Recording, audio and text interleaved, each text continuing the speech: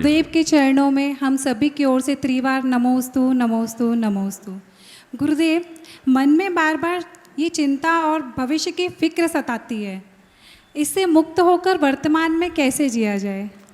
देखिए, भविष्य की चिंता और फिक्र तो आपको सताएगी। जो जो चिंता करेगा वो परेशान होगा। चिंता का काम ही है चिता की तरह जलाना।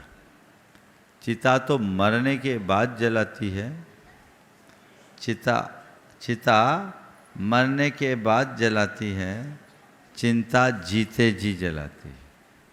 तो अगर आप चिंता करेंगे तो परेशान होंगे। तो फिर क्या करें? भविष्य की चिंता मत करो, भविष्य के प्रति सतर्क रहना सीखो।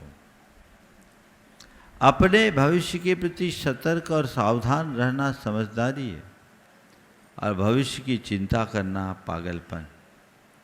मैं गाड़ी चला रहा हूँ तो मैं कुशलतापूर्वक गाड़ी चलाऊं, संभल कर गाड़ी चलाऊं ताकि गंतव्य तक पहुंच सकूं। यह सोच सतर्कता है, सावधानी है, समझदारी का परिचय है। और गाड़ी पर बैठकर कहीं एक्सीडेंट ना हो जाए, कहीं एक्सीडेंट ना हो जाए, कहीं एक्सीडेंट ना हो जाए,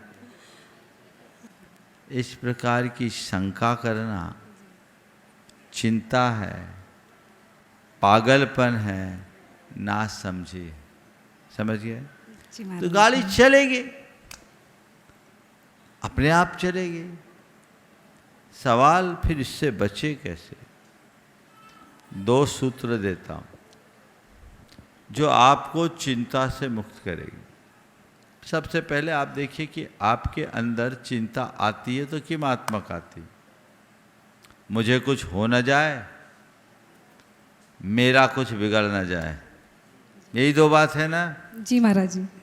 मुझे कुछ हो न जाए, मेरा कुछ बिगड़ न जाए। थोड़ा अपने आत्मस्वरूप को याद करो। तुम्हारे लिए कुछ हो सकता है क्या? बोलो। नहीं नहीं। तुम्हारा कुछ बिगड़ सकता है क्या? नहीं महाराज। मैं अजर अमर अविनाशी आत्मा तत्व हूं, ये श्रद्धान पक्का रखो। जो हो रहा है वो मैं नहीं और मुझे नहीं, जो घट रहा है वो मैं नहीं और मेरा नहीं।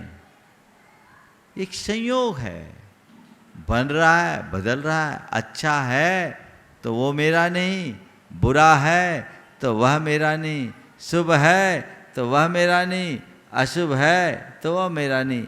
एक संयोग है।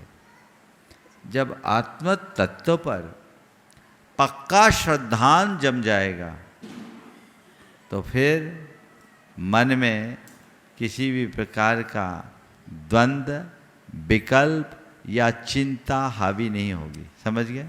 तो ये एक आत्मश्रद्धान रखो।